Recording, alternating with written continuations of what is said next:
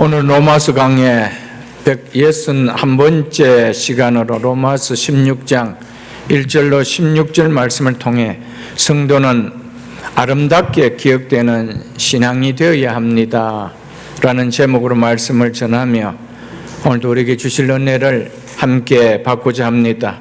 오늘로서 로마서의 마지막 장이 16장을 맞았습니다.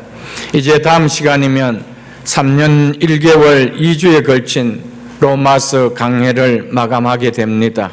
시작이 있으니 이렇게 끝이 오는 것을 볼 수가 있습니다. 우리의 인생도 시작이 있다라면 언젠가는 마지막이 있을 줄 압니다. 로마서 마감을 통하여 은혜가 충만하게 누려지는 것처럼 우리의 인생의 마지막도 은혜로 충만하게 누려지는 인생 될 수 있기를 축복합니다.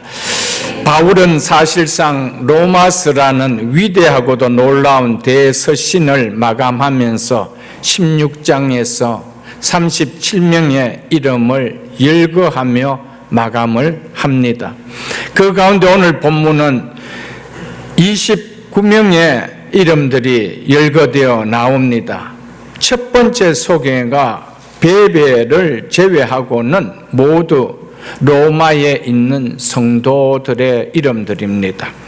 이들이 로마 교회에 있었기에 1장 8절에서 바울이 말한 것처럼 로마 교회가 믿음의 아름다운 소문이 세상에 전파될 수 있었던 것도 어쩌면 이들이 있었기 때문일 것입니다. 바울은 특별히 이들을 보고 싶어서 이들을 만나 신앙의 교족을 나누고 싶어서 가기를 원했을지도 모릅니다.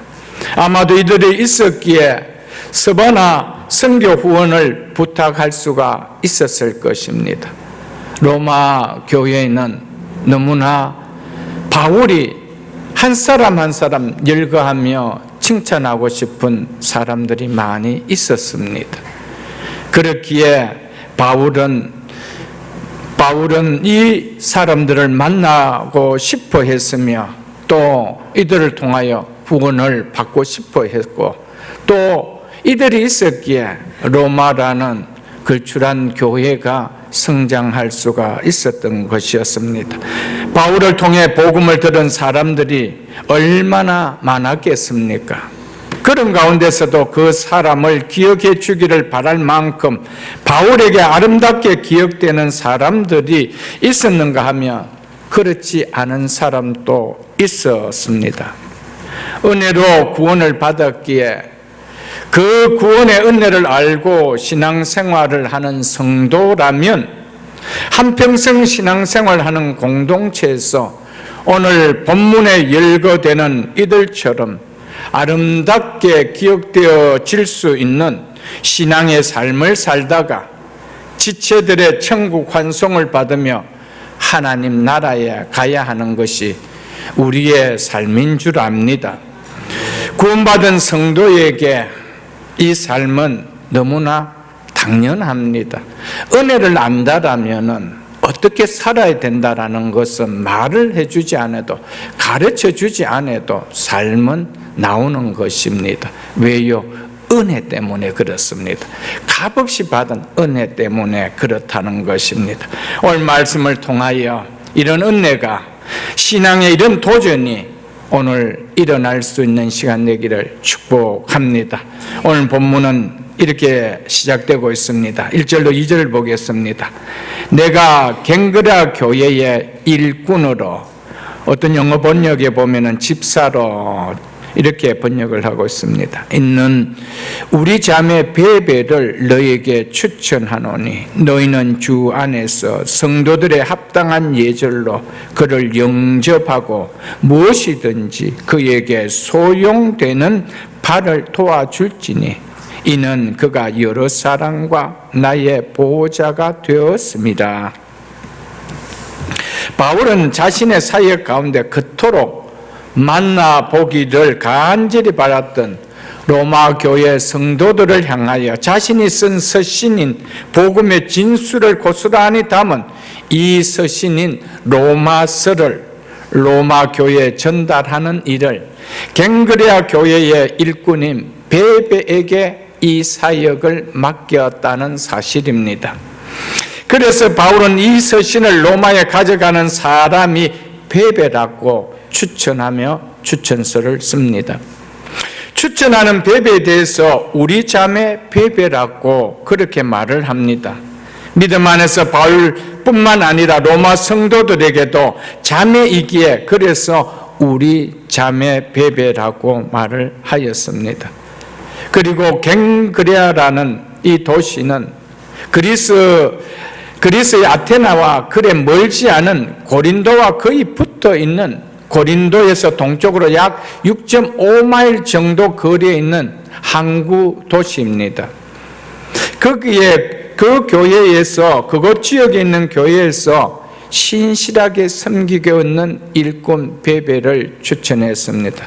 그래서 갱그레아 교회는 크게 보면은 고린도 교회에 포함되어 있다라고도 볼 수가 있습니다. 바울은 자신이 쓴 이 서신을 자신을 대신하여 여성도로서 갱그레아 교회 일꾼인 베베 성도에게 맡기어 로마 교회까지 전하게 했습니다.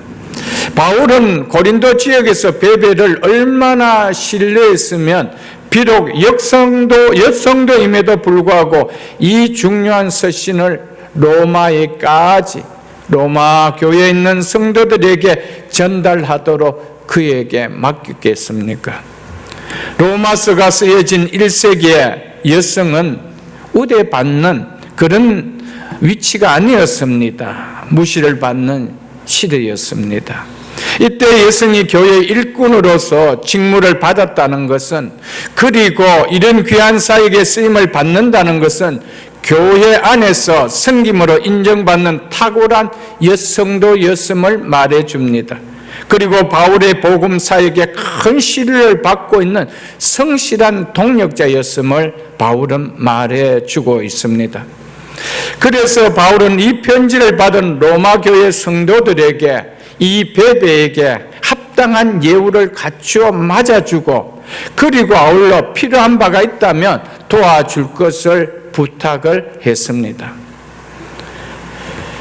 로마 교회에 보내진 이 서신은 참 양이 많았습니다. 부피가 컸습니다. 지금과 같은 이 종이 몇 장에 쓰여진 그런 서신이 아니었습니다. 지금과 같은 종이가 있던 시대가 아니었습니다. 두루마리로 된 파피루스나 양이나 염소 가죽인 양피지에 서신을 써서 그것을 말아서 전해 주어야만 했습니다.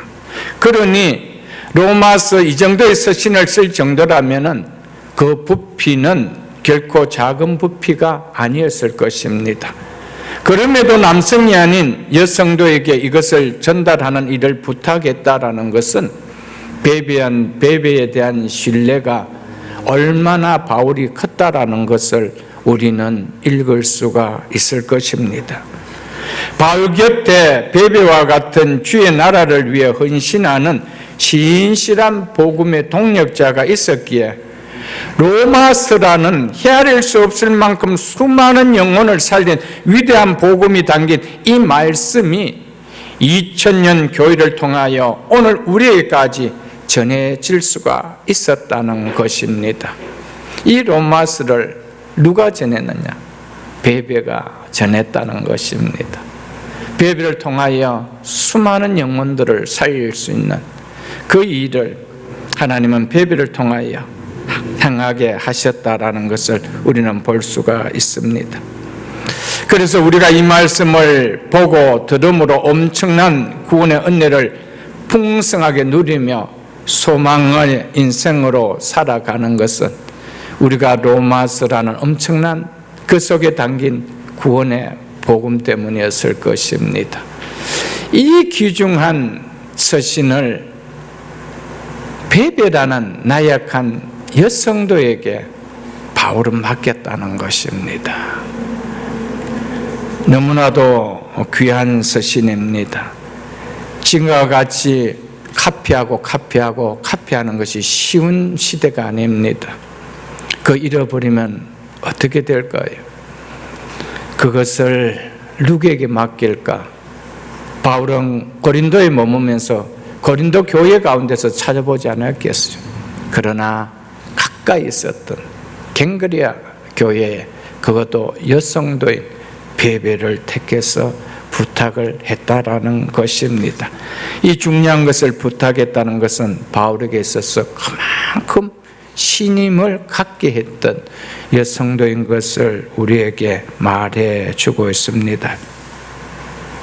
사랑하는 성도 여러분, 복음을 받은 우리도 이 땅에 살면서 주의 교회를 섬기고 사는 동안 주의 나라를 위하여 조금이라도 쓰임받는 새벽이슬 교회 일꾼이라는 칭함을 받는 삶을 살다가 하나님 나라에 갈 수 있기를 주의 이름으로 축복합니다. 베베는 그냥 살다 죽음을 맞을 수도 있었습니다. 그냥 천국 갈 수도 있었습니다. 그러나 성경이란 이 위대한, 그리고 그 중에서도 진수라는 이 로마스의 그 이름이 당당하게 적혀 있다라는 것은 복 중의 복이 아닐 수가 없습니다. 우리는 어떻게 살아도 생은 마감하게 되어 있습니다. 우리는 어떻게 살아도 우리에게 끝은 오게 되어 있습니다. 그러나 우리는 교회를 떠나 살 수 있는 인생이 아닙니다. 우리의 마감이 이 땅에서 마감하는 인생이 성도가 아닙니다. 우리의 이 땅을 마감하는 날은 우리가 소망하고 있던, 믿고 살아왔던 하나님의 나라입니다. 그렇다면 우리와 분리할 수 없고 떠날 수 없는 이 교회에 살면서 아무렇게 살다가 천국 간다는 것은 너무 무의미한 의미입니다. 정말 은혜를 알고 살아간다면 그렇게 살아질 수가 없습니다. 사랑하는 성도 여러분, 우리 남은 인생이 얼마라고 할지라도 이 땅의 삶은 교회와 분리될 수 없는 삶이기에 우리에게 주어진 신실한 베베와 같은 일꾼의 사명을 감당하다 주님 나라에 설 수 있게 주님의 이름으로 축복합니다.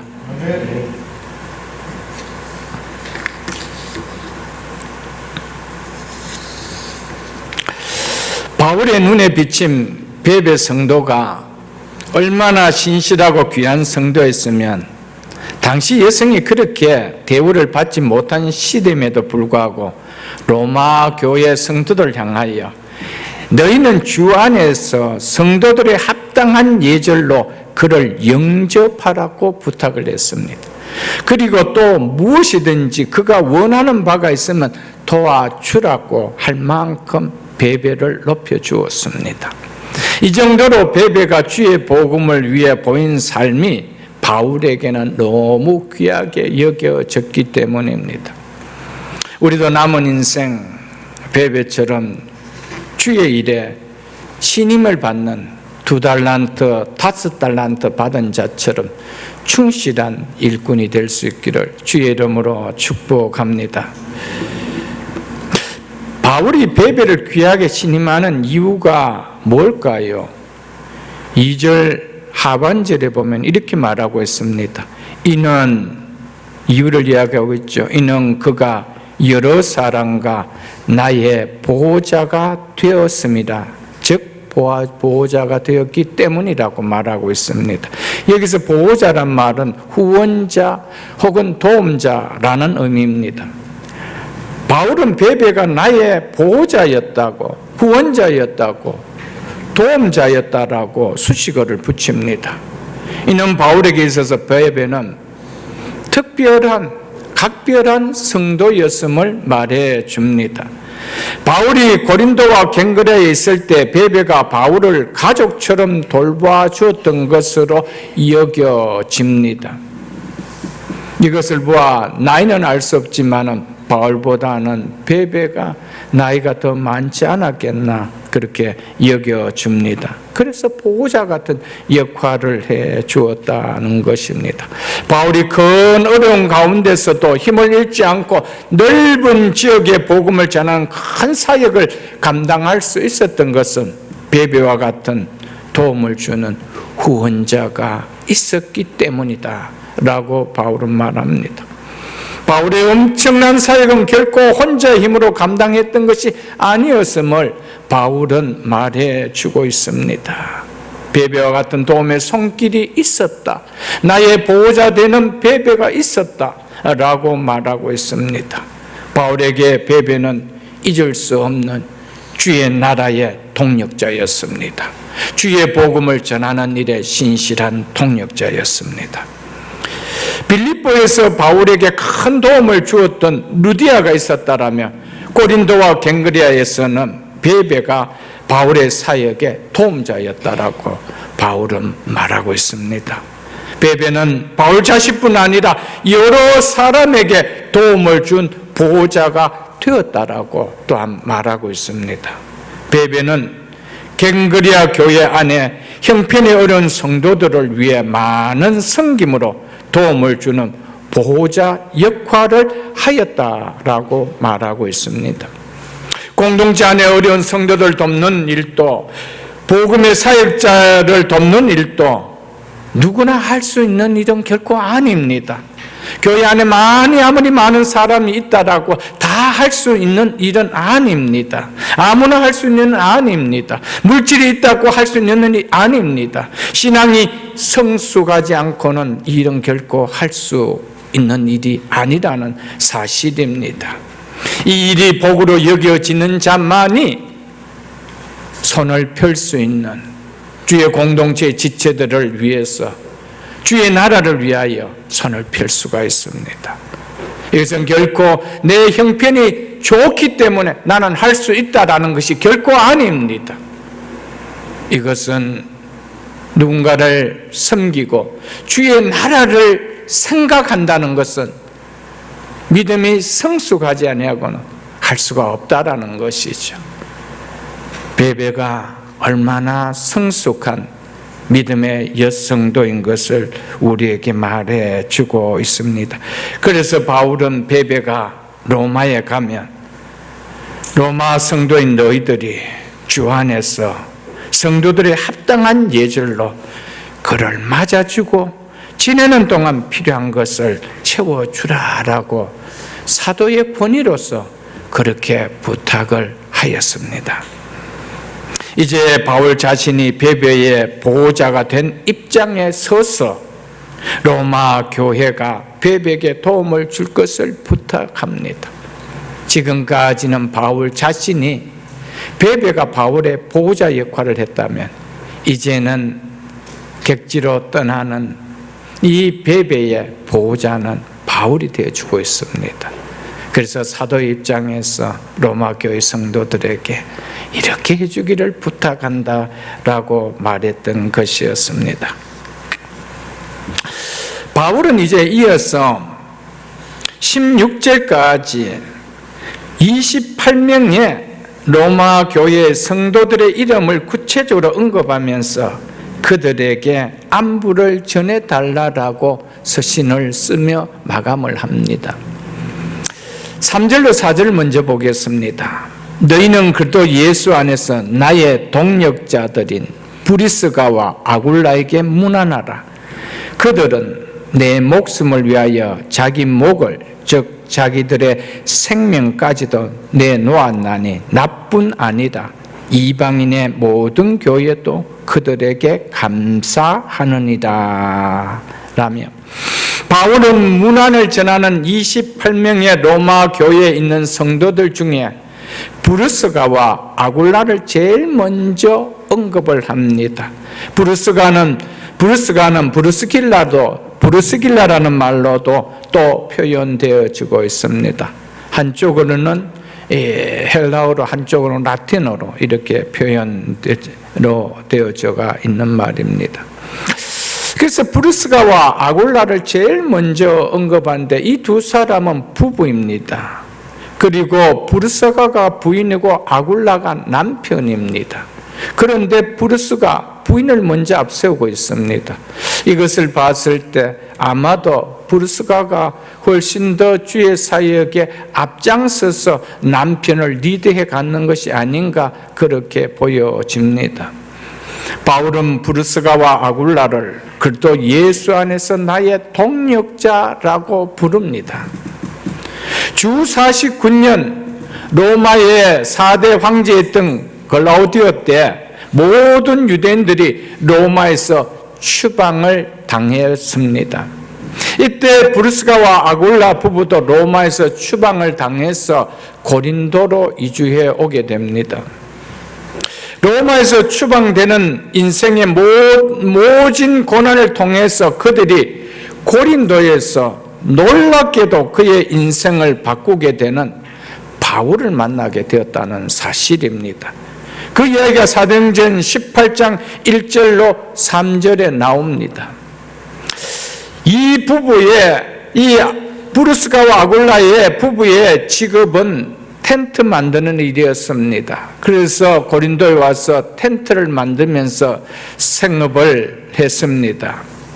바울도 이때 텐트를 만들며 낮에는 텐트를 만들고 밤에는 복음을 전하는 사역을 바울이 했습니다. 그래서 브루스가와 아굴라 부부가 같은 일을 하는 바울을 만나게 된 것입니다. 그리고 바울을 통하여 복음을 듣게 되어 예수를 믿게 되었습니다. 이들은 바울이 이방인들을 위한 사도인 것을 알고 바울의 선교 사역에 일생을 함께합니다. 그래서 텐트 만든 일을 하면서 바울이 가는 곳마다 함께하며 바울에게 헌신적으로 도와주었습니다. 그래서 바울이 브루스가와 아굴라 부부에게 그리스도 예수 안에서 나의 동력자라고 불렀던 것이었습니다. 그들이 주의 나라와 주의 복음이라는 같은 목표를 향하여 바울과 함께 한 마음을 갖고 일을 했기에 바울은 그들을 향해서 나의 동력자다라고 했습니다. 사랑하는 성도 여러분, 여러분 모두가 저와 함께 주의 나라를 위한, 주의 복음을 위한 동력자들이 되어줄 수 있기를 주님의 이름으로 축복합니다. 교회는 다닐 수가 있지만 동력자 되는 것은 쉽지 않습니다. 나 교회는 다닐 수가 있어요. 나 이 교회에 나올 수가 있어요. 교회 다니면서 예배 드릴 수 있어요. 하지만은 주의 나라를 위하여, 주의 복음을 위하여 동력하는 것은 어렵습니다. 그래서 위에서 기도를 하고, 때로는 물질이 필요하다면 물질로도 섬기고, 시간으로도 섬기고, 때로는 삶으로도 섬김이 있다라는 것이죠. 그래서 일꾼들이 그렇게 귀하다는 것입니다. 그래서 바울은 그 일꾼들의 이름을 모든 서신들의, 대부분 서신들의 마감에 보면은 그들의 이름들을 열거해 줍니다. 바울을 만났던 사람들이 얼마나 많았겠어요. 바울과 같은 대사도를 만나는 것이 인생에 얼마나 복이고 복일 텐데, 그것을 복으로 모르는 사람들도 수많이 있었다는 사실입니다. 사랑하는 성도 여러분, 우리는 언젠가는 이 땅을 떠납니다. 저는 요즘 부쩍 그런 생각들을 많이 갖습니다. 언젠간 이 땅은 떠난다. 그 시간이 얼마일지 알 수는 없지만 언젠가는 떠날 것이다. 우리 주민이가 몇 살 때쯤이면 나는 하나님 나라에 가까이 있을까? 이 아이가 어느 정도 자라는 것을 내가 볼 수 있을까? 이런 아이를 안으면서 그런 마음들이 많이 듭니다. 왜요? 이 땅에서 영원한 인생이 아니기 때문에. 그렇다면 하나님 나라에 가는 것이 확실한 사실이고, 이것을 내 평생에 소망을 갖고 살았고, 이것을 위해서 복음 전하는 사역을 한다라면 잘 살다 가야 되지 않겠는가? 하나님 앞에서 잘 살다 가야 되지 않겠는가? 이것이 제 마음입니다. 바울의 동력했던 이들의 상이 적었을까, 여러분들? 정말 목회자가 아무렇게나 목회하고 아무런 생각 없이 목회한다라면 동력이 된다는 것은 비참한 일이겠지만, 정말 그 사회에게 주의 복음을 위하고 주의 나라를 위한다라면 동력한다는 것은 복입니다. 사랑하는 성도 여러분, 여러분의 남은 인생에 주의 나라를 위해서, 주의 교회를 위해서 여러분의 작은 연약함이라도, 베베처럼 정말 연약한 여성이라 하더라도 쓰임을 받는다면 그 이름 석자가 얼마나 아름답게 기억되며, 브루스가와 아굴라 같은 이런 부부의 그 아름다운 이름들이 얼마나 아름답게 전가되는 것을 보지 않겠어요? 그들 이 땅에 영원히 살지 않았습니다. 그들 세상 다 떠났습니다. 그들이 어디 있을까요? 우리도 똑같이 이 터스틴 지역에 새벽이슬 교회라는 이 공동체에서 신앙생활합니다. 갱그리아 교회에 많은 사람들이 있어 지금 다 세상 떠났습니다. 그런데 갱그리아 교회에 누가 있었는지 베베밖에는 알 수가 없습니다. 여러분, 아름다운 이름을 남긴다는 것은 너무 귀합니다. 우리는 사람에게 남기는 것이 아니고 하나님이 남겨준다는 사실입니다. 우리의 남은 인생, 이제 로마서 복음을 마감하면서 이 복음을 들은 우리로서는 열정이 뜨겁지 않을까요, 여러분들? 그런 열정이 일어나지 않을까요? 주의 복이 얼마나 귀하고 놀랍다라는 것이. 이런 마음을 가질 수 있는 저희들 될 수 있도록 주님의 이름으로 축복합니다. 그렇기 때문에 브루스가와 아굴라는 복음을 전하는 바울의 동력자가 되어 믿는 모든 사람에게 신앙의 아름다운 본을 보인 사람으로 성경에 그들의 이름들에 기록되는 영광을 누리게 되었습니다. 결과적으로 보면 브루스가와 아굴라 부부는 잘 살고 있었던 로마에서 추방되는 고난의 아픔이 결코 아픔이 아니다 축복이었다는 것을 우리는 알 수 있을 것입니다. 고난이 축복을 이루는 그들에게는 도구였습니다. 그들에게 로마에서 추방되는 아픔이 없었다라면, 그래서 고린도에 와서 바울을 만나지 않았다라면 그 이름 석자들이, 그 부부의 이름들이 기억이나 누구나 해줄겠어요? 그들이 어떻게 살다 세상을 떠났겠습니까? 평생 천막 만드는 일을 하다 죽었겠죠. 그런데 천막 만드는 그 일을 통하여, 바울의 사역을 돕는 일을 통하여 나의 동력자가 되는 그런 복을 누리게 되었다는 사실입니다. 여러분들에게 아픔이 있습니까? 여러분들의 힘든 고난들이 있습니까? 그걸 통하여 여러분 진정 예수 그리스도를 만났습니까? 그렇다면 그건 진짜 복입니다. 그것은 복입니다. 여러분, 그보다 큰 복이 있나요? 그런데 아직도 그 아픔이 더 크게 느껴집니까? 예수를 만난 것보다 그 아픔이 아직도 더 크게 느껴집니까?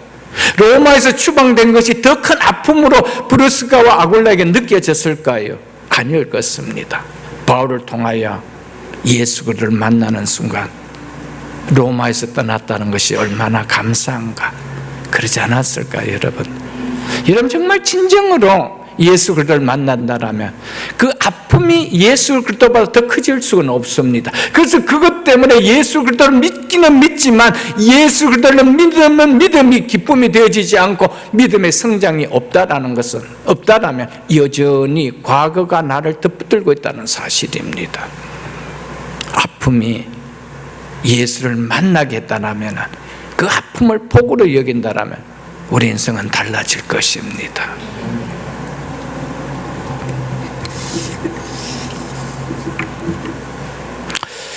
유대인들을 로마에서 추방하도록 칙령을 발동한 이 글라우디오 황제는 5년 뒤 AD 54년에 죽습니다. 그리고 네로가 황제로 즉위합니다. 그래서 글라우디오 칙령이 무효화되어져 버립니다. 그래서 유대인들이 다시 로마로 돌아올 수가 있게 되었습니다.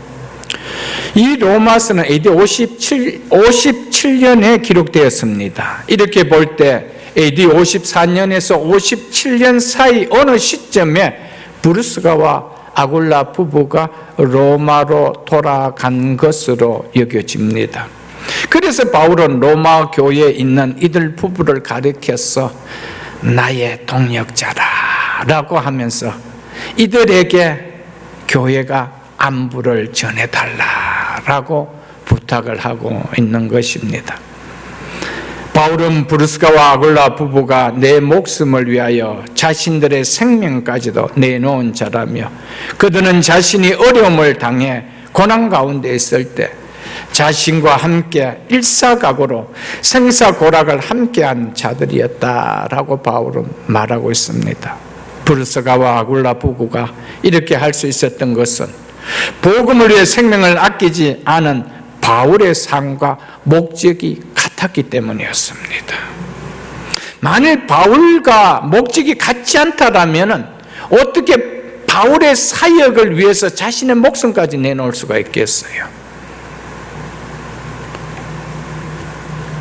목숨까지 바울을 위하여 내놓을 수 있었다는 것은 복음을 위한 바울의 삶과 자신의 삶이 같다라는 것을 말해주고 있습니다.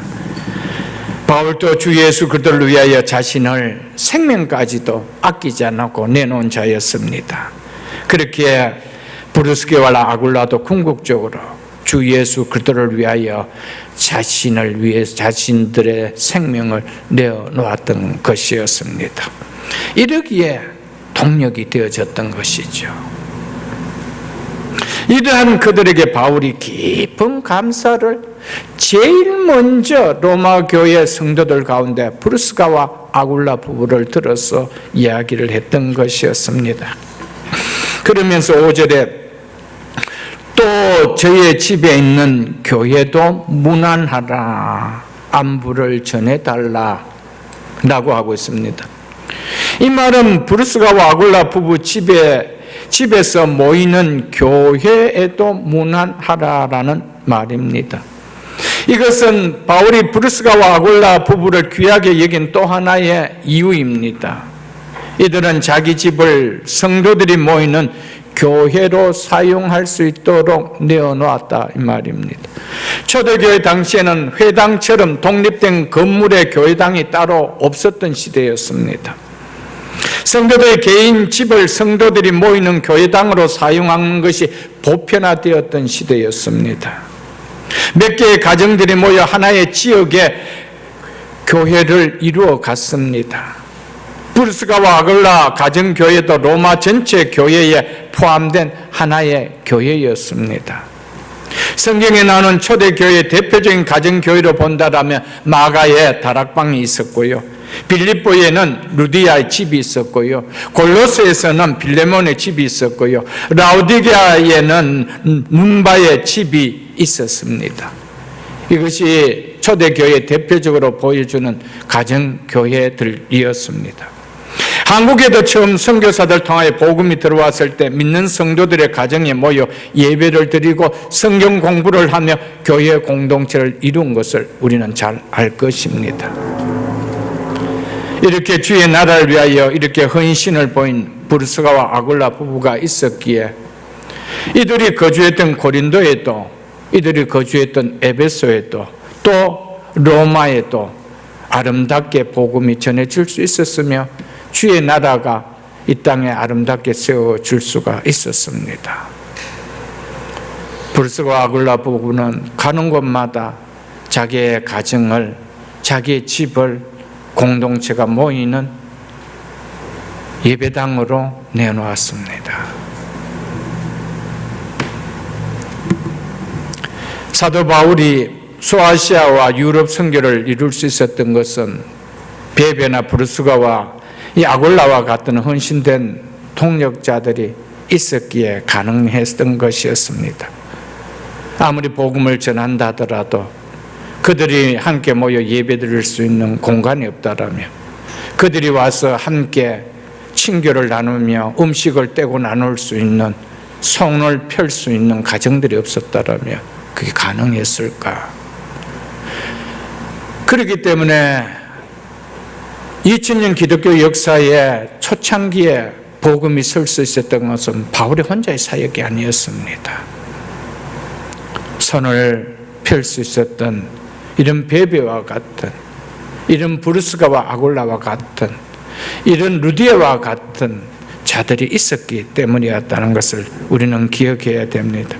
지금이야 교회 와서 그리 길지 않는 시간 예배 드리고 집으로 가지만 초대교회 당시 가정에 모였을 때는 모여서 집으로 가는 것이 아니었습니다. 그것이 너무 좋았습니다. 예배가 좋았고 믿는 성도들이 너무 좋았고, 그리고 그 당시에 성도들의 대다수가 다 가난한 자들이었습니다.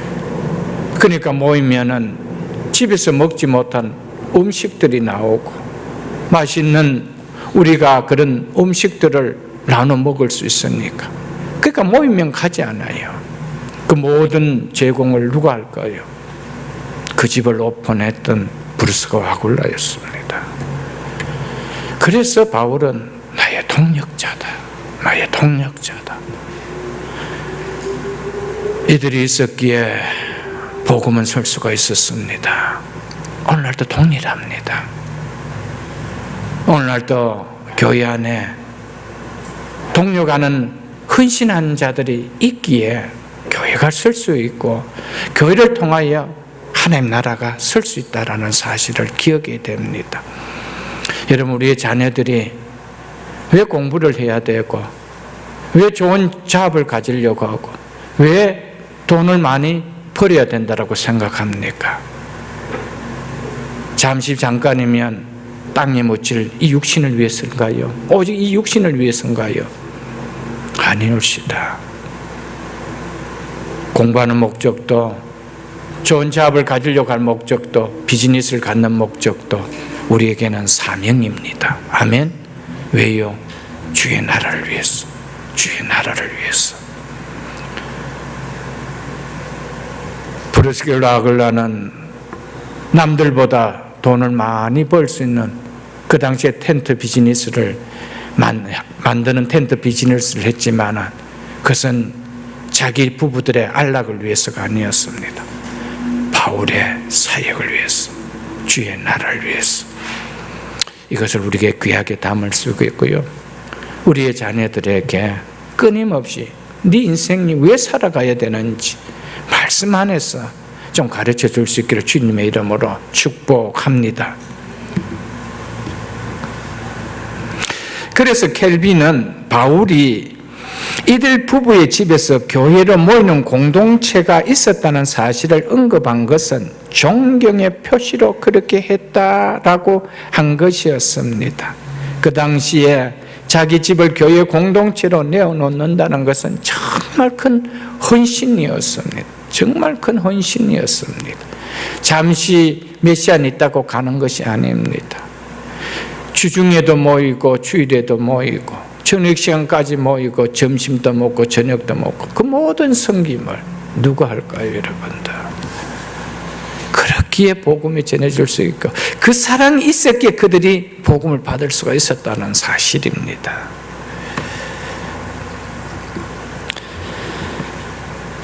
이어서 바울은 5절 중반절에 이렇게 이야기하고 있죠. 내가 사랑하는 에벤네도에게 문안하라, 즉 안부를 전하라고 하면서 그는 아시아에서 그토께 처음 맺은 열매니라고 말합니다. 이 말은 처음으로 회심한 성도라는 의미입니다.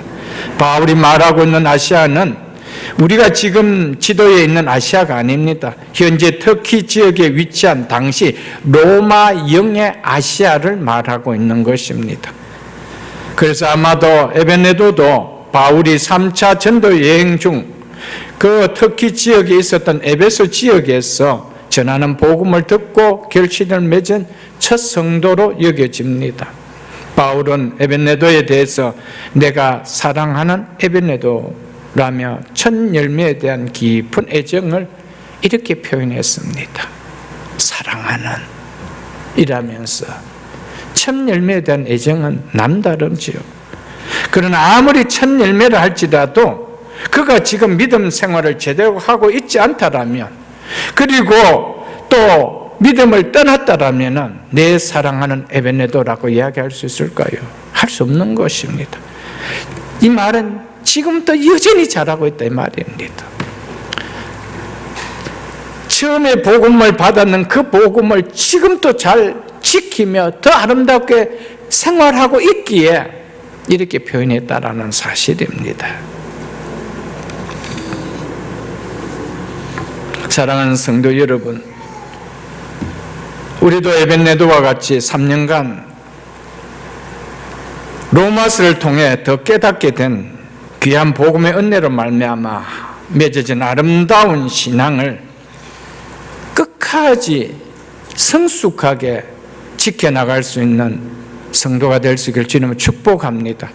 나 이런 로마서 들었어, 나 이런 로마서 알고 있어, 그것이 아닙니다. 여러분들, 말씀을 전하는 목적은, 그 설교의 정리는 사람을 움직이게 하는 것이다 라는 것이 설교의 정리거든요. 목사를 하나님께서 왜 세워서 설교하게 할까요? 사람을 움직이게 하게 해요. 들어서 공부 잘하라고 하는 것이 아닙니다. 성경 지식 많이 쌓으라고 설교하는 것이 아닙니다. 3년여의 로마서를 듣고 여러분들은 얼마나 움직임이 있습니까? 그 복음에 대한 얼마나 움직임이 있습니까? 얼마나 열정이 있습니까? 이것이 중요합니다, 여러분들.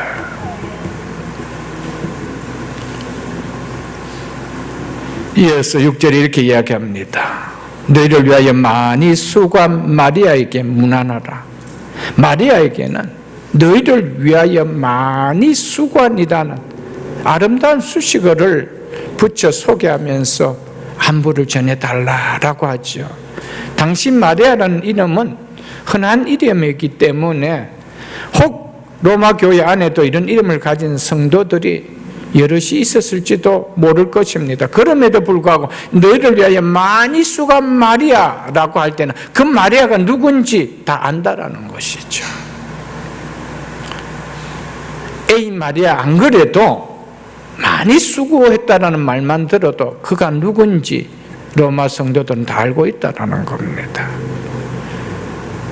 마리아의 헌신과 섬김과 봉사로 로마 교회에 큰 영향을 끼쳤음을 많이 수고한 마리아 이 한마디에 단어가 있는 것을 우리는 좀 느낄 수가 있을 것입니다.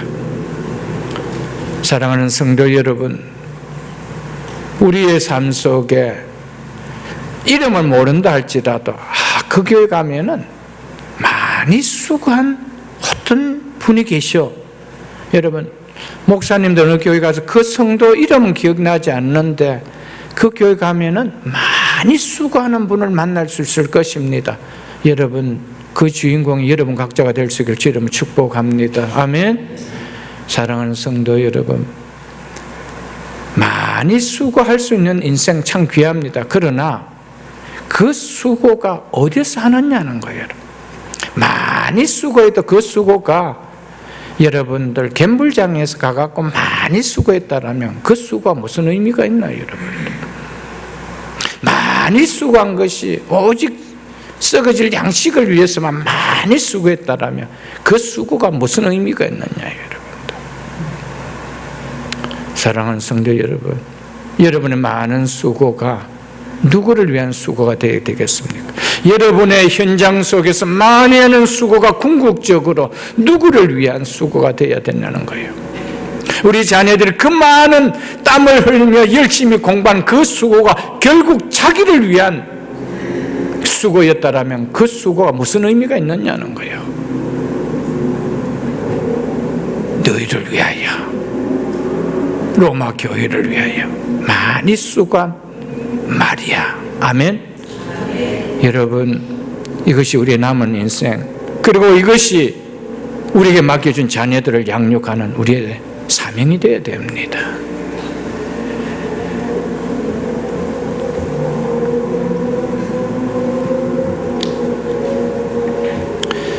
마리아의 헌신적 섬김과 봉사로 로마 교회에 큰 영향을 끼쳤음을 우리는 느낄 수 있는데, 브루스가는 물론이고 마리아도 여성이었지만 로마 교회를 위하여 이들의 역할이 상당히 컸음을 이야기합니다.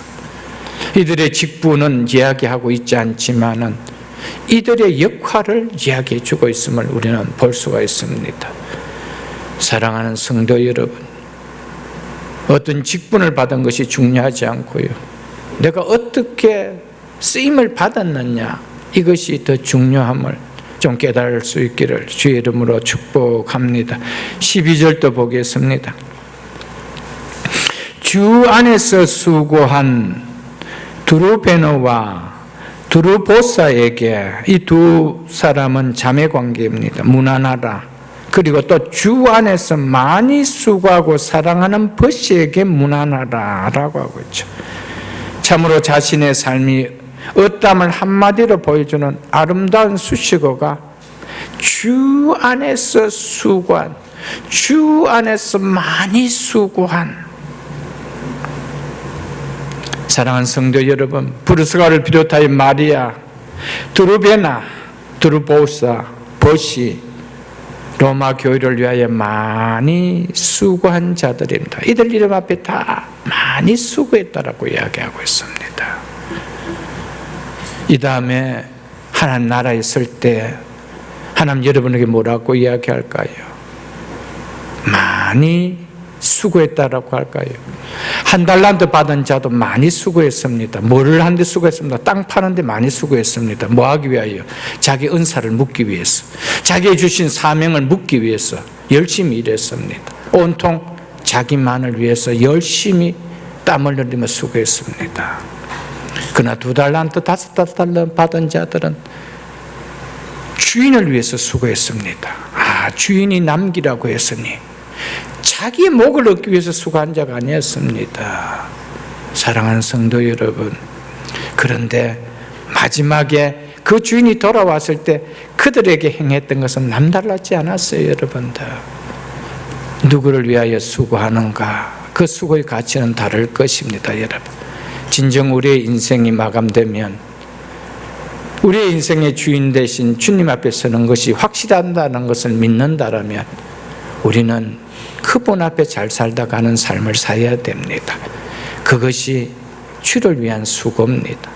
사랑하는 성도 여러분, 주를 위한 수고에 조금이라도 은혜로 보답할 수 있는 우리가 될 수 있기를 주의 이름으로 축복합니다.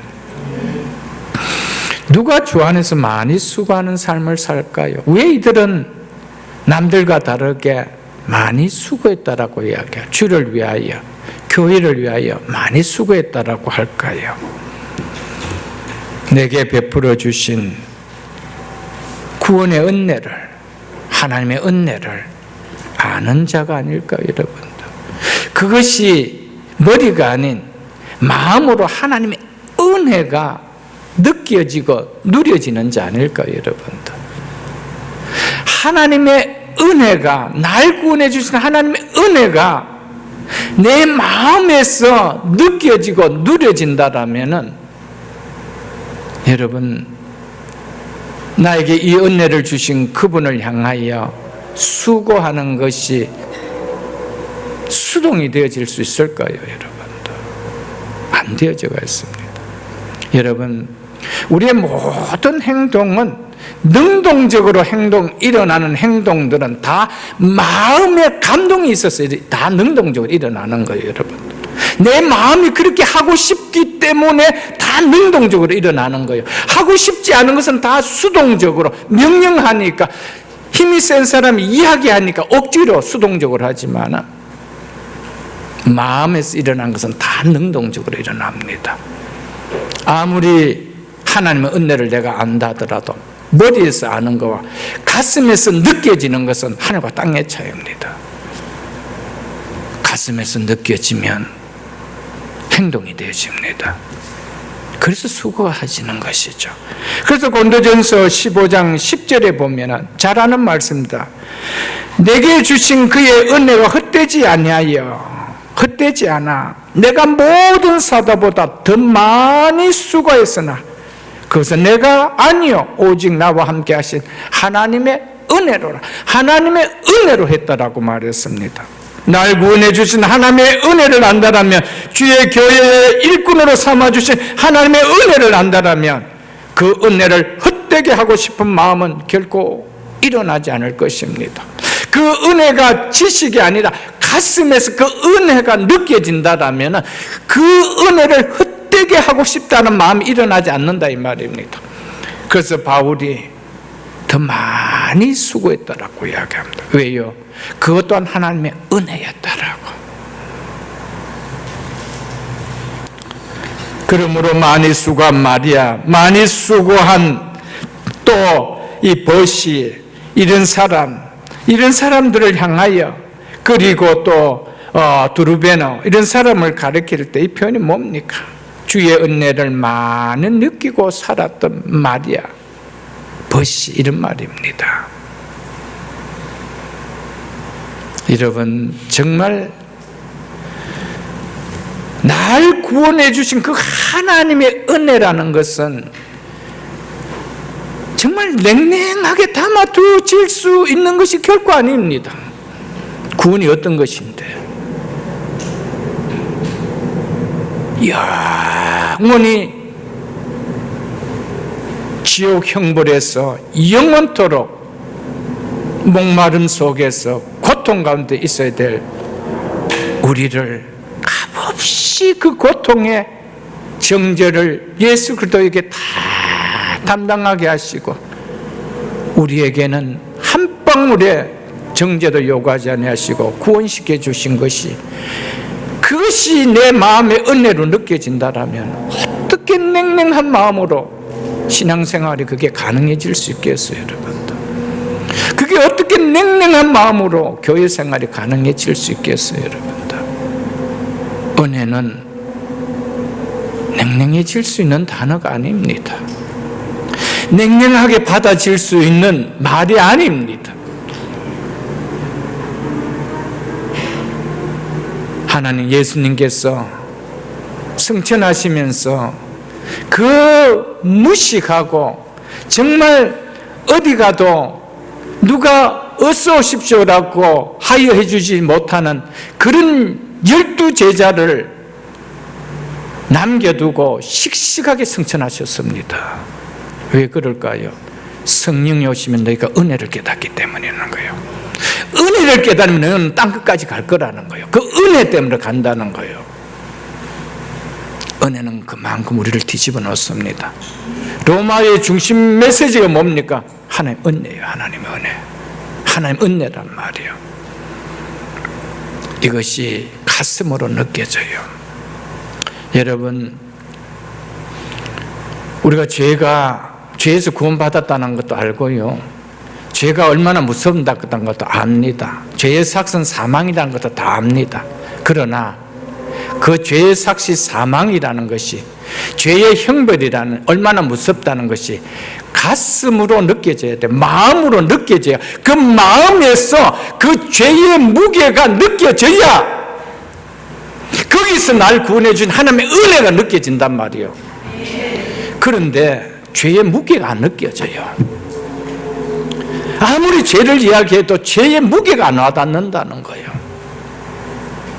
그러니까 죄를 통하여 영원한 형벌이 우리에게 기다린다는데, 거기서 우리를 건져주셨다는데 그 죄의 무게가 안 느껴지는데 거기에서 구원받았다는 은혜가 어떻게 느껴지겠어요, 여러분들? 사랑하는 성도 여러분, 은혜는 가슴으로 받는 거예요. 하나님의 말씀은 가슴에 심겨지는 거예요. 머리가 아니에요, 여러분들. 그래야만이 우리의 남은 인생을 어떻게 살아갈지 우리가 수정이 되어지는 거예요. 그러나 아무리 머리로만 받아보십시오. 남은 인생에, 내 인생에 수정하는 계획은 세워지지 않습니다. 온리 육신을 위해서, 온리 내 한 인생을 위해서, 온리 내 가정을 위해서, 이 세상을 위해서 이렇게 살아가지, 한 번도 주의 나라를 위해서, 주의 교회를 위해서, 하나님의 권속들을 위해서 이런 시선이 바라봐질 수가 없다라는 것이죠.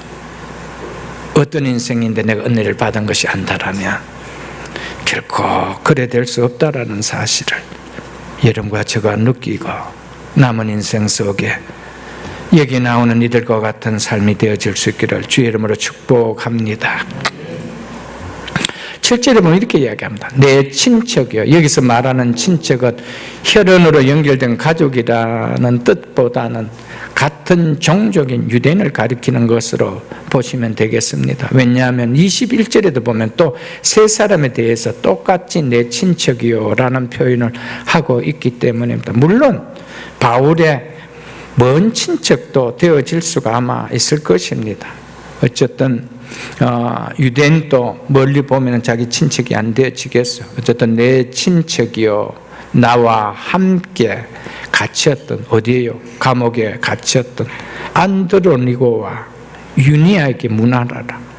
그들은 바울에게 존중이 여겨지고 참 그들은 사도들에게 존중이 여겨지고 또한 나보다 먼저 그리스도 안에 있는 자라. 안드로니고와 유니아에게 안부를 전하라고 하면서 그들은 나와 함께 감옥에 갇힌 자들이라고 합니다. 그리고 그들은 사도들에게 존중이 여겨지는 자들이라고 말하고 있습니다. 이들의 믿음과 섬김으로 인해서 사도들에게 좋은 평을 받은 성도라고 지금 바울이 이야기하고 있습니다. 주의 복음과 주의 나라를 위하여 또 주의 공동체를 섬기는 이들에 대한 평판이 아주 좋았음을 이야기해 주고 있는 말입니다. 그 말이 바로 사도들에게 존중이 여겨진 자들이라고 이야기하고 있습니다. 우리 모두도 안드로니고와 유니아처럼 주님의 공동체를 챙기는 우리의 삶이 공동체의 모든 지체들에게 좋은 평을 듣는 공동체 생활이 될 수 있기를 주의 이름으로 축복합니다. 우리는 언젠가 이 공동체를 떠날 날이 있습니다. 이 땅에 사는 동안에 어떤 환경과 상황에 의해서 타주로 이사를 간다든지 멀리를 떠나든지 그래서 떠날 수도 있겠고요. 또 부름을 받아서 하나님의 부름을 받아서 또 우리는 떠날 수도 있습니다. 언젠가는 떠납니다. 그러나 좋은 평판을 듣는 삶을 사시다 떠나갈 수 있기를 주의 이름으로 축복합니다. 8절과 9절을 보겠습니다. 또 주 안에서 내 사랑하는 암블리아에게 문안하라. 그도 안에서 우리의 동력자인 우르바노와 나의 사랑하는 스타고에게 문안하라. 암블리아와 우르바노라는 이름은 당시 자유 몸이 된 노예의 이름으로 흔히 사용되었던 이름입니다. 그래서 이들의 신분이 노예였다라고 신학자들은 대부분 말하고 있습니다. 바울이 우르바노를 언급할 때 나의 동력자 대신 우리의 동력자라고 표현하고 있음을 우리는 또 볼 수 있지요. 이것은 이 바울과 우르바노의 관계가 바울과 브루스가와 아굴라의 관계처럼 친밀한 개인 관계라기보다 복음을 위하여 헌신 봉사한 동력자였음을 말해주고 있습니다. 이런 암블리아에게 문안 주 안에서 내 사랑하는 사람이라고 소개하면서 우르바노에게는 우리의 동력자라고 그렇게 소개한 것이었습니다. 바울은 이런 관계가 주 안에서 이루어진 것을 말합니다. 주 안에서. 복음이 그렇게 변화시켰다는 것이죠. 어떻게 노예였던 그가 어떻게 동력자가 되어질 수가 있을까요? 그것은 주 안에 있었기 때문에 주 안에 있었기 때문에 무엇을 통하여? 복음 안에서. 사랑하는 성도 여러분, 우리 모두는 복음 때문에 주 안에 있는 자입니다. 주 안에 있는 자입니다.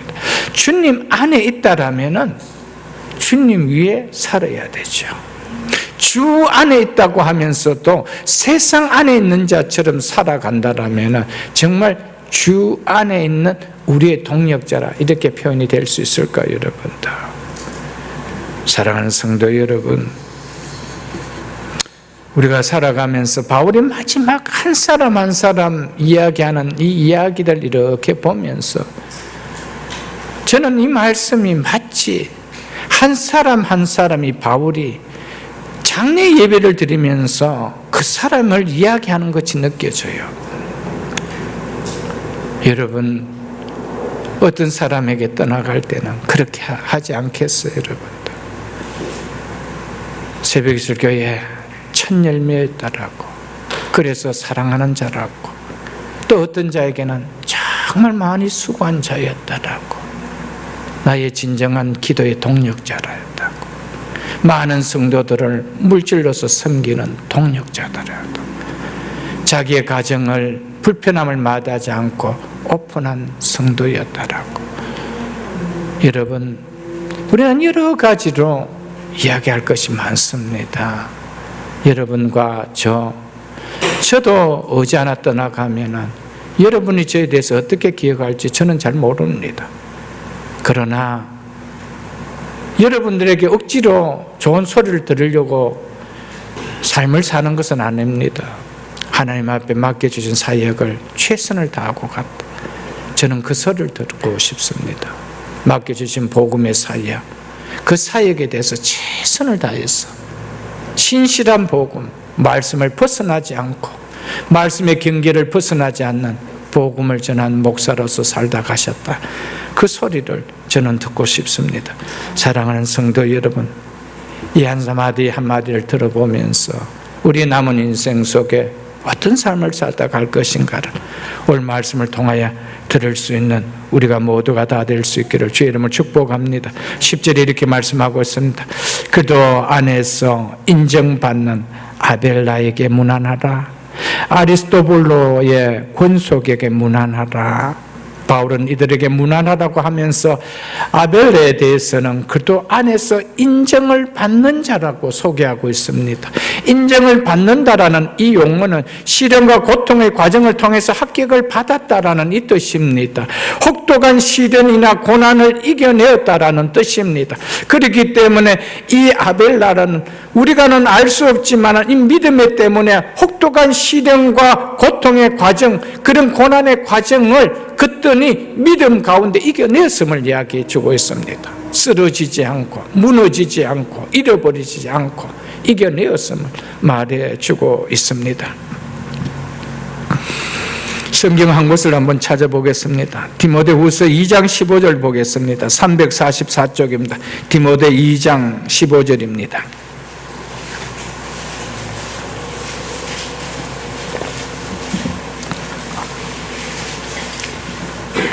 디모데후서 2장 15절입니다. 344쪽입니다.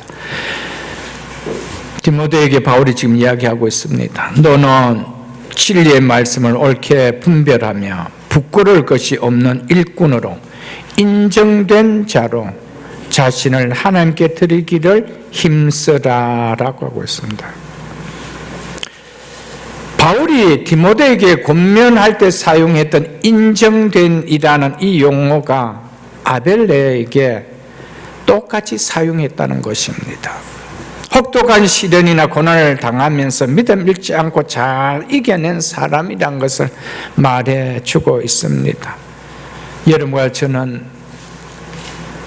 어떤 상황 속에서도 그 말씀을 믿음으로 붙드는 것이 인정되는 자가 되어야 됩니다. 어떤 상황 앞에서 우리의 그 말씀이 정말 갈대처럼 흔들려 버리고 꺾여 버린다라면 그 인정되는 것이 아니죠, 여러분들. 좋은 시절에야 다 인정되죠. 그러나 아벨레를 칭찬했던 것은 그도 안에서 인정받았다. 어떤 직장에서 인정받았다는 말이 아니에요. 사회에서 인정받았다는 말이 아니에요. 그도 안에서, 그도 몸인 공동체 안에서 인정받았다. 여러분, 어떤 아픔과 시련 때문에 우리 신앙을 그런 광풍 앞에 쓸려버리는 그런 신앙이 아니라 인정받는 신앙 될 수 있기를 주의 이름으로 축복합니다. 이것 때문에 그는 사도와 교회로부터 인정을 받은 자였습니다. 사랑하는 성도 여러분, 그 성경 한 곳을 더 보겠습니다. 그 앞에 있는 고린도후서 10장을 한번 보겠습니다. 고린도후서 10장. 고린도후서 10장 18절에 보면 297쪽입니다. 297쪽. 고린도후서 10장 18절에 이렇게 말씀하고 있습니다. 옳다 인정함을 받는 자는 어떤 자라고 하는지 보시죠.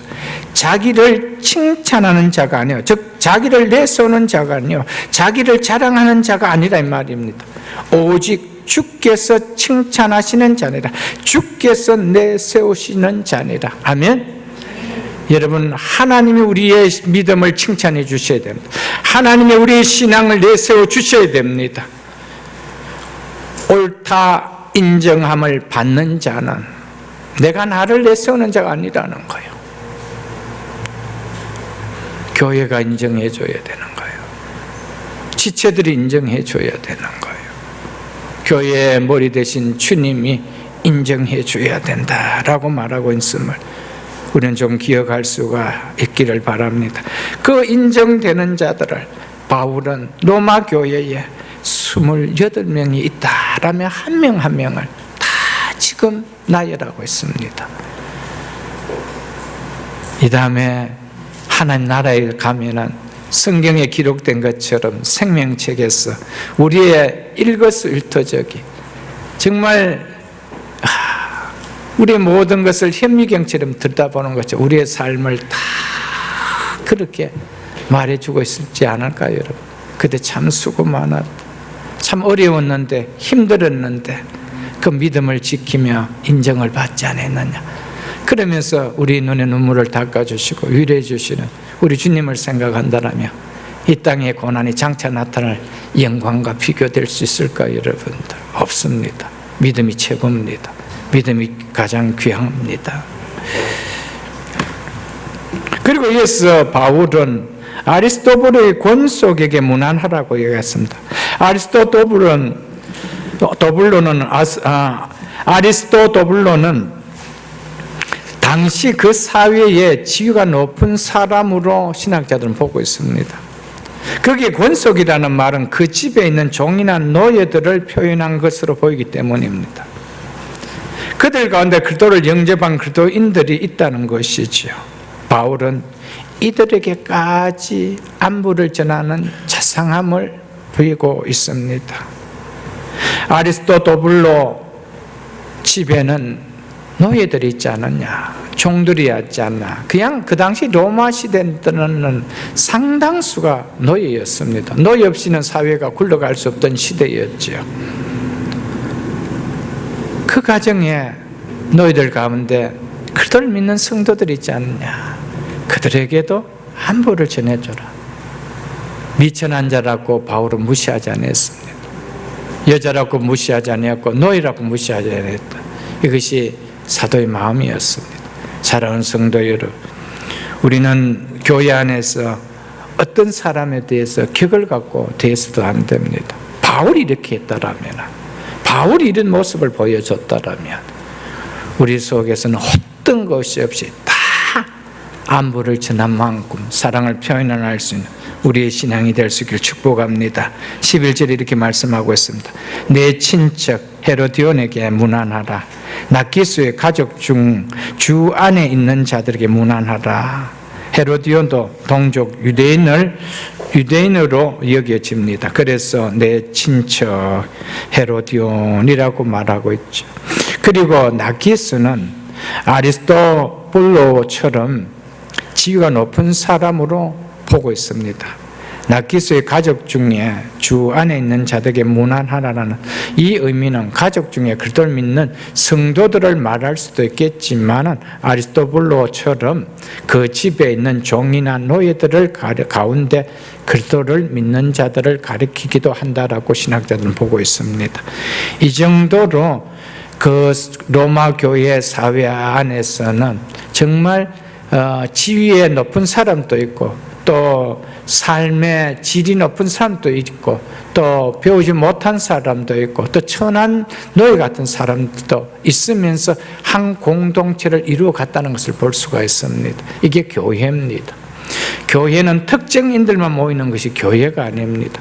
교회는 연세 드신 분, 젊은 분, 배운 분, 배우지 못한 분, 또 건강한 사람, 또 병든 분, 또 혹은 많이 가진 분, 가지지 못한 분, 다양한 층이 어울려서 그도의 사랑을 나타내는 곳이 되어야 됩니다. 아멘. 로마 교회를 통하여 이것을 우리가 읽을 수가 있습니다. 13절에 이렇게 말하고 있습니다. 주 안에서 택하심을 입은 루포와 그의 어머니에게 문안하라. 그의 어머니는 곧 내 어머니니라. 여기서 택하심을 입은이란 이 표현은 단순히 선택함을 받아 구원받은 사람이란 뜻이 아니라 루포가 지닌 어떤 탁월함을 가리킨다라고 신학자 존 머리는 그렇게 이야기했습니다. 그래서 토머스 슐라이너도 똑같은 의미로 아마도 그 개념은 루포가 신자들 중에서 유명하고 탁월한 사람이라는 말일 것이다 라고 했습니다. 마가복음 15장 21절에 보면은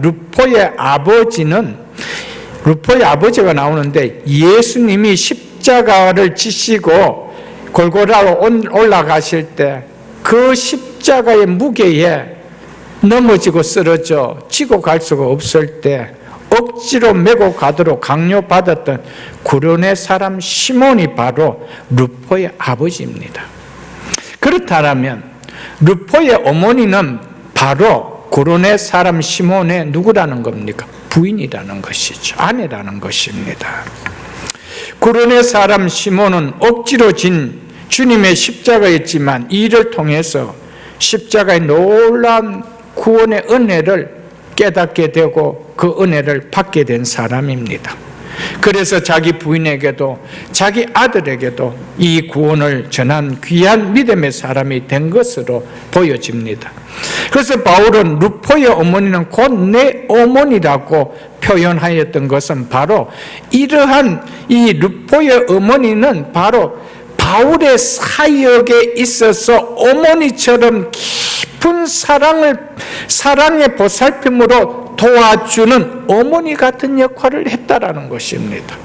만일 그가 어떤 통로를 통하여 이 복음을 받고 이 복음이 귀해서 바울의 사역에 어머니 같은 심정으로 도와줬겠어요? 보살펴 줬겠어요? 그 가운데는 특별히 기도의 귀한 동력이 되어주지 않겠어요? 구레네 사람 남편이 시몬을 통해서죠. 그 복음을 받고 이 부인까지 그리고 그 아들까지 루포라는 아들까지 이런 은혜를 받았다라는 사실입니다. 여러분들, 바울은 자기의 사역에 이 루포의 어머니가 이름은 밝히고 있지 않지만 루포의 어머니가 정말 자신의 어머니처럼 깊은 사랑의 보살핌으로 도와줬다라는 것을 그가 느꼈기에 루포의 어머니는 곧 내 어머니니라 라고 고백했습니다. 루포의 어머니뿐만 아니라 루포의 어머니는 바울뿐만 아니라 모든 사람의 어머니도 불려집니다. 사랑과 섬김과 희생과 헌신을 교회 모든 성도를 위하여 베푼 사람이라는 것을 말해주죠. 교회 공동체 생활하면서 모든 사람들에게 어머니 같은 느낌이 드는 연세가 들수록 어머니 같다. 저 권사님은 정말 어머니 같아. 이런 마음이 들 수 있는 신앙이 되기를 주의 이름 축복합니다. 제가 대구에서 신앙생활할 때 정말 어머니 같은 권사님 한 분 계셨습니다. 모든 저희들 교회가 그 당시 한 500명 한 어라운드 그 정도 되는 교회였습니다. 그런데 다 그런 마음을 가졌습니다. 너무너무 귀하게 섬겼습니다. 잘 사시는 분이 결코 아니었습니다. 그 아들들이 지금 목회를 또 하고 계고 있고 하는데 정말 어머니 같은 권사님이었습니다. 사랑하는 성도 여러분, 우리가 사람들에게 어머니 같다는 것은 그만큼 편안하다는 것이죠. 그만큼 푸근하다는 것입니다. 특별히 우리 자녀들이 이렇게 자녀들 세대에 우리 아이들이 보면은 우리 저 집사님 정말 우리 어머니 같아 이런 마음이 느껴질 수 있도록, 정말 우리 아버지 같아 이런 마음이 느껴질 수 있도록, 여러분 그게 본의 아닐까요? 여러분 그것은 뭔가가 있기 때문에가 아니고요, 우리 마음입니다. 마음. 어머니는 다 마음 아니에요. 마음. 돈이 있기 때문에 우리 어머니고 돈이 없기 때문에 우리 어머니가 아니고 그렇습니까? 마음이죠. 마음. 루포의 어머니 같은 그런 우리의 호칭을 들을 수 있는, 루포의 어머니는 곧 내 어머니라고 호칭을 들을 수 있는 우리 신앙 될 수 있기를 축복합니다. 14절에 아순그리도와 브레공과 헤메와 바르도바와 흐마와 및 그들과 함께 있는 형제들에게 문안하라. 신학의 토마스 술라이는 여기에서 그들과 함께 있는 형제들은 가정교회에 대한 증거다라고 했습니다. 그러면서 그는 이는 바울이 알고 있는 5명의 교회 구성원들의 이름을 열거하고 그 다음에 교회의 다른 구성원들에 대해 전체적으로 문안하고 있음을 보여준다라고 했습니다. 즉 그들과 함께 있는 모든 성도들이라는 말은 교회 전체에 문안하라 이런 말이었습니다. 그 당시에는 로마는 한 지역에 있었지만 가정들마다 모이는 교회들이 있었습니다. 그래서 그 교회 전체를 가리켜서 로마 교회다 이렇게 이야기했습니다. 그리고 계속해서 15절에 이렇게 이야기합니다. 빌로로고와 율리아와 이 두 분은 부부로 보입니다. 또 레노와 그의 자매 올룸바와 그와 함께는 모든 성도에게 문안하라. 문안 인사에 두드린 특징은 우리가 여기까지 보면은 뭡니까? 참 여성도들이 참 많다라는 것을 볼 수가 있습니다.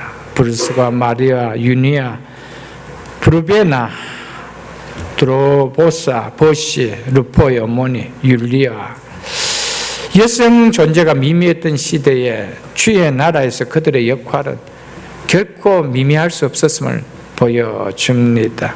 사랑하는 성도 여러분, 교회 안에는 특별히 남성보다 여성들이 좀 많지요. 그리고 또 뜨겁게 신앙생활을 할 수 있는 것을 볼 수가 있습니다. 교회 안에 여성도가 없다라면 정말 교회가 힘을 가지고 살아가기가 어렵을 것입니다. 그렇다고 교회의 큼직큼직한 일은 사실은 남자들이 다 합니다. 12사도주 중에 남자들은, 여성 성도들은 없었습니다. 여러분들 굵직굵직한 일은 남자들이 합니다. 그러나 그 남자가 할 수 있도록 목을 누가 돌려주느냐, 그 머리를 누가 돌려주느냐, 여자가 돌려주는 거예요. 근데 집안에서 여자가 하지 마세요, 그건 안 돼요 그러면은 남자의 머리는 꼼짝 못 하잖아요. 여러분들 잘 돌려줄 수 있길 주님 축복합니다. 아멘. 16절 보고 말씀 맺겠습니다. 너희가 거룩하게 입맞춤으로 서로 문안하라. 그리스도의 모든 교회가 다 너희에게 문안하느니라.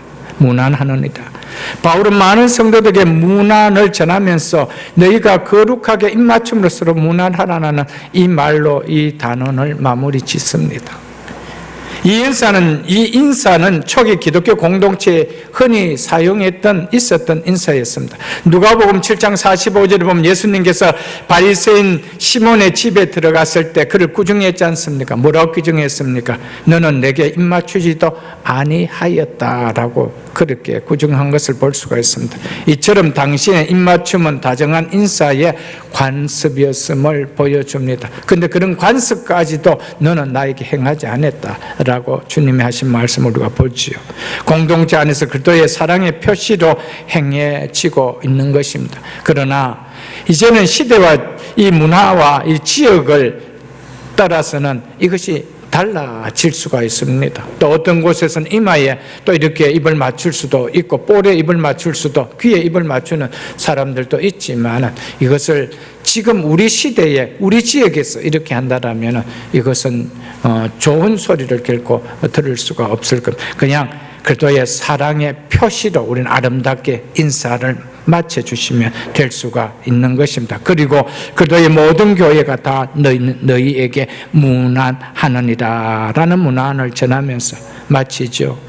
이 언급은 바울이 관할한 교회에 있었던 모든 교회를 지금 말하고 있습니다. 내가 관할했던 모든 교회들, 아가야, 마게도냐, 아시아, 갈라디아, 수리아, 그 지역에 있었던 모든 교회들이 다 너희에게 안부를 전한다, 이렇게 이야기합니다. 이것은 로마 교회에게 자신의 복음의 보편성을 이야기합니다. 너희가 가진 복음이나 그리고 내가 전에서 세웠던 교회의 복음이나 똑같은 복음이기 때문에, 그래서 그 복음을 받은 교회가 로마 교회에게 안부를 전한다. 왜요? 한 형제요 한 지체이기 때문이다 라는 것을 말해주고 있는 것입니다. 이것은 다른 말로 해서 교회의 연합을 이야기합니다.